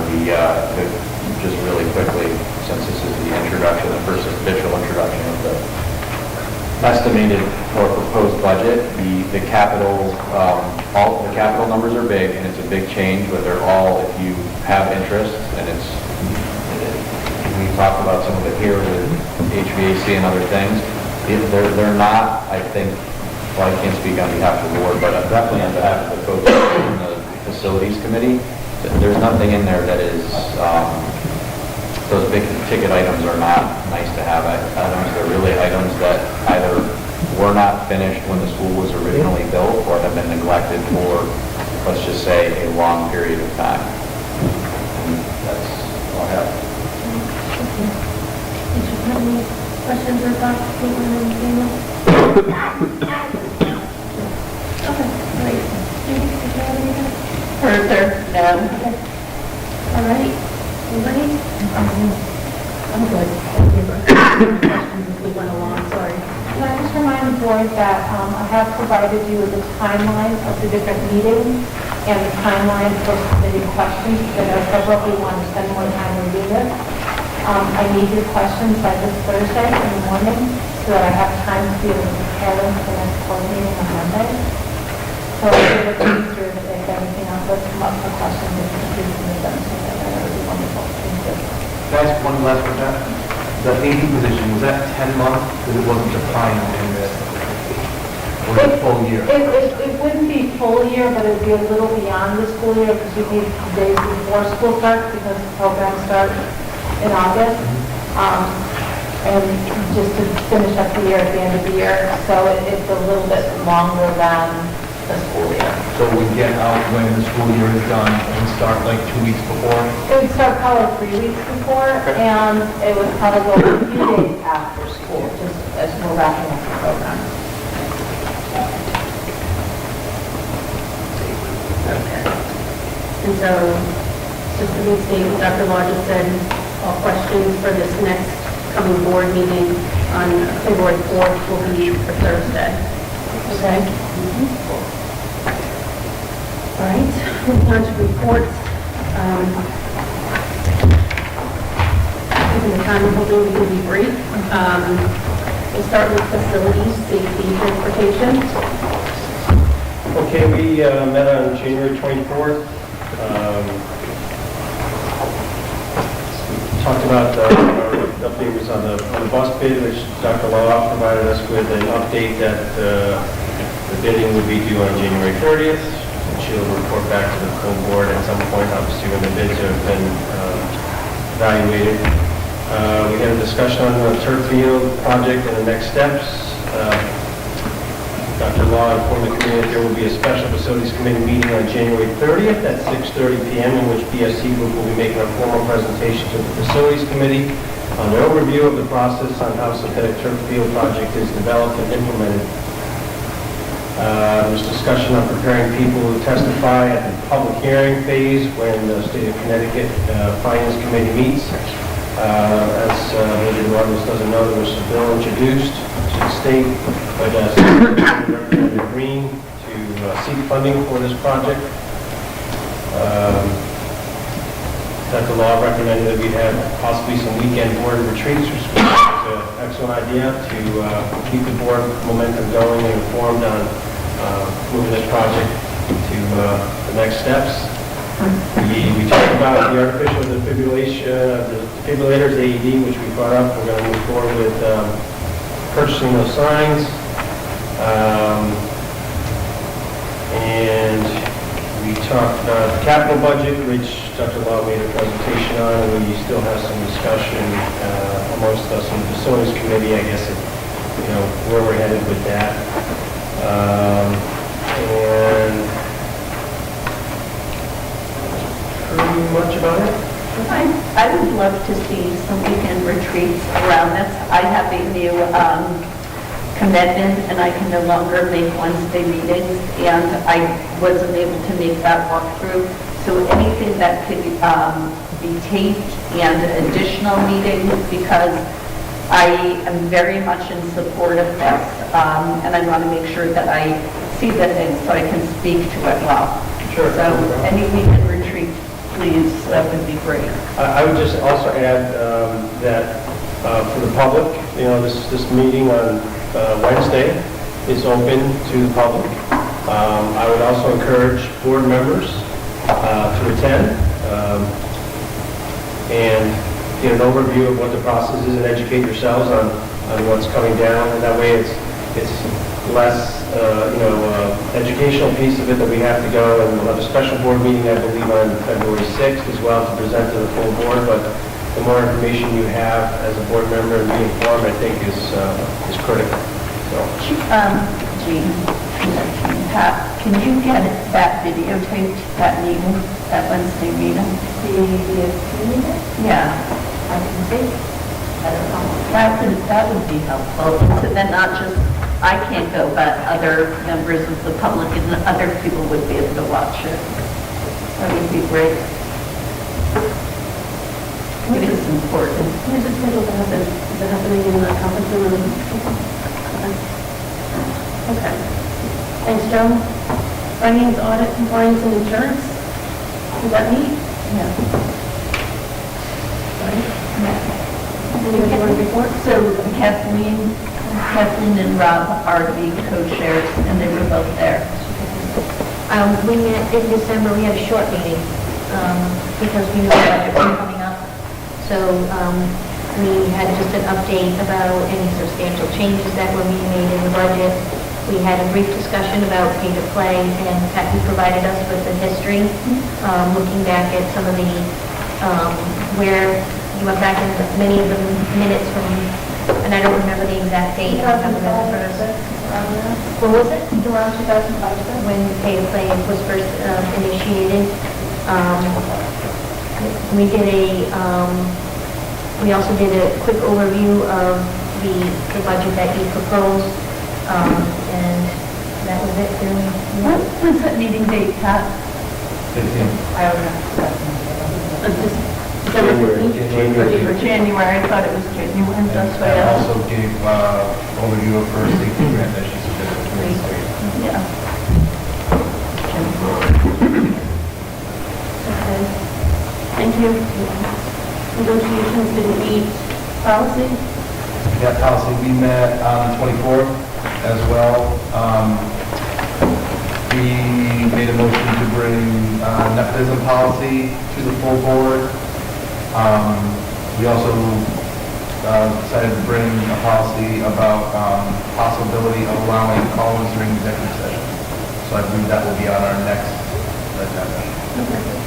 That was really it. No public comments. Thank you. Program communication. We met on January 15th, and we discussed boys volleyball requests, and that's in the hands of the high school and athletic director right now, and we're working through the process. We're okay with Title IX, that's been reviewed, and it was mentioned that this will require self-funding for 2 years. We discussed schools in the spotlight. This is something that we're looking to have in addition to the Board of Education agenda. There was a list of topics that were brought to the program committee meeting. And I believe it was decided that we would kick this schools in the spotlight off in March, and we would, the topics were great, and there were topics ranging from special education, high school, and middle school, and I believe Pat was going to leave it up to the principals to select the topics from all 3 areas and kick that off in March. 2019-2020 budget, we discussed about communication and how we can improve the communication to get the word out about our budget. I know we all discussed the one-page fact sheet is extremely important, so Pat will be putting that together for us. I could only stress that, the Marvel and Over Hebrew members, that we take initiative to join Pat when she does join us in our town. And while she's presenting the budget to the Board of Finance, I know Marvel, she's coming in to the Senior Center and to the Board of Finance, but she did provide that sheet of paper, I believe, in a weekly update of where she's going to be, and it would be great if we could have board participation at those events, especially the board members from the specific towns. We also mentioned about, posting things on Facebook, getting the word out that way. So if there's any other suggestions, I would definitely pass it to the committee in regards to communication, and any suggestions are definitely welcome. The next one is the Athletic Parent Advisory Committee, and I believe there's a meeting in late February or early March, or there's going to be a meeting in late February, early March to follow up on the budget process, with field information, and reflecting on winter sports and prepping for the spring sports. And we discussed for the next month's agenda that we would add, the regionalization, and put that on the agenda to talk about in the next program meeting. Thank you. DOT traffic grant. Anything to add? Okay. Education Foundation, anything, Dave? We did not meet. I think I saw, actually, I don't know where I saw it, but I think I saw that they're having a fundraiser at Chipotle, actually, for the scholarship. Okay. Yeah, they moved it from actually having a physical meeting to a live through email. Sorry, I wasn't up on that. I'm sorry. That's actually the RHAM Education Association. They had real ad hoc type of meetings, and I think they're trying to do more through communication to getting people scheduled for different. I apologize, I misspoke, Dave. It's actually the RHAM Education Association, not the Education Foundation. I apologize. Okay. So I apologize for that. So you didn't miss it. And Easton and Cape, Judy? Yes, so EastCon is following legislation closely. They have decided, due to members' concerns, to host a meeting. It's a public meeting next week. I'm not sure if they've decided on a day, but to talk about legislative updates. I'm not sure if they're bringing in lobbyists. They've done that before, but it's in the very beginning of planning times that they sent out dates to folks. And CABE, I think that I'm at this point getting the same workshops and emails. Everybody should be getting CABE emails at this point. Are you all getting them? Okay. So they update, what's going on at CABE, and sometimes there are cute little things or suggestions. You get the CABE newsletter at home. So the workshops are very good. They're hard to make sometimes if you're, with your schedule. So I think it's great if we can have those weekend retreats, and then maybe we can have some more weekend retreats at some point around some CABE things too. But I think that facilities is kind of a priority right now. And I know I feel a little bit behind because I had some more commitments the day of the tour, and now I have Wednesdays. Wednesdays are just out for me for the foreseeable future.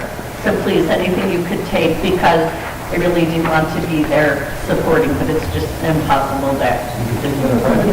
I'll do that. I would love to do that. I'm very serious, and maybe some other people would too. I think that would be fantastic. I'd appreciate it. I'd be happy to go alone, but if there are other people, that would be even better. So, thank you. Public comments?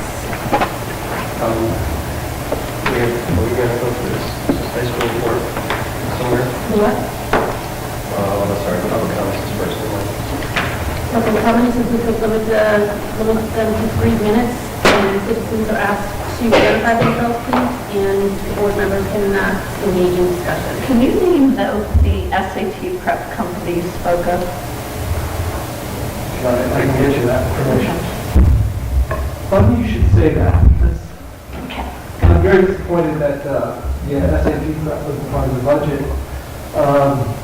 RHAM did fall from 11th to 17th. 11th to 17th. Yeah. Can you identify yourself, please? Oh, John Collins, Hebrew, speaking as an individual. Whatever that is.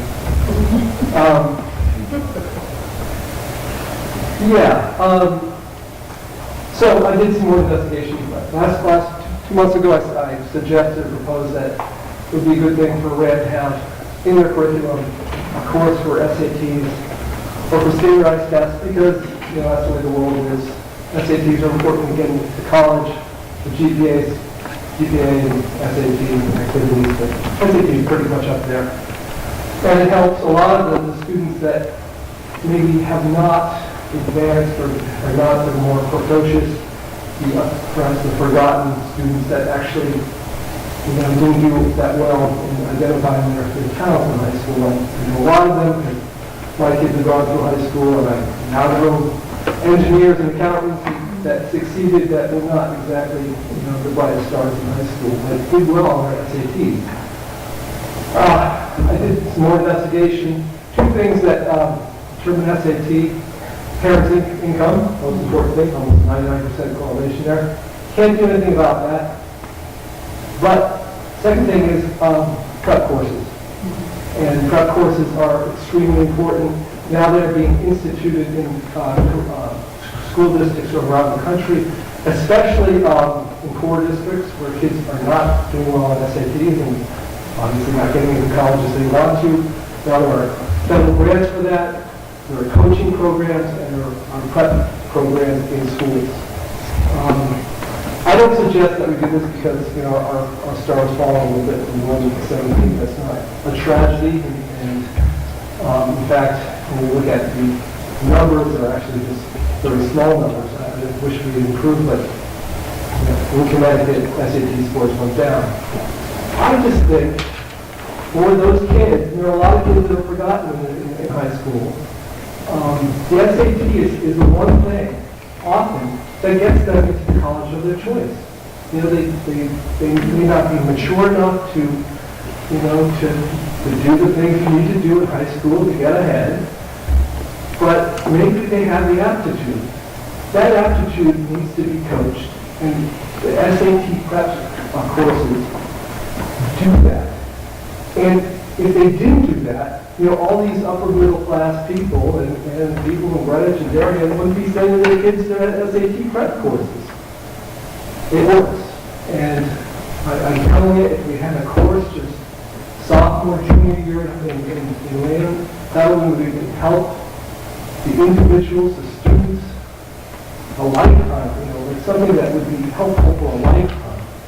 It would help the community too. Thank you very much. Anyone else for public comment?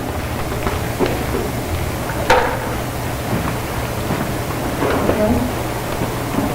And let's go to item 13, informational items. School discipline, disclosure 13.1, calendar of events 13.2. I did on page 1, just a typo, I believe is a typo. At the bottom it should be 18-19 in-school suspension. 13.1, second or first page, not the cover sheet, but at the bottom, that typo should be 18-19.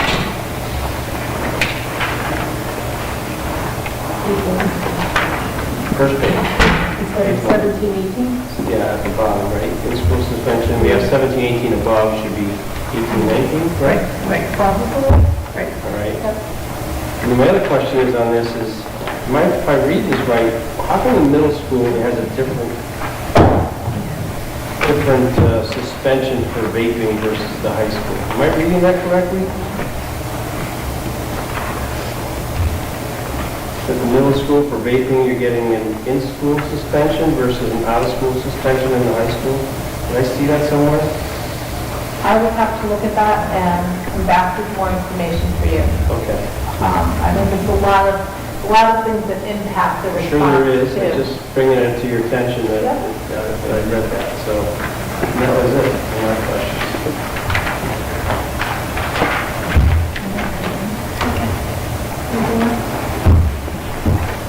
All right.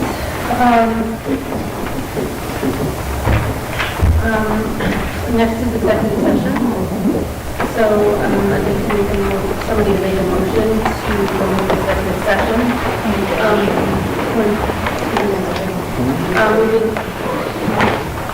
Going into executive session, we'll first do the update on the windows and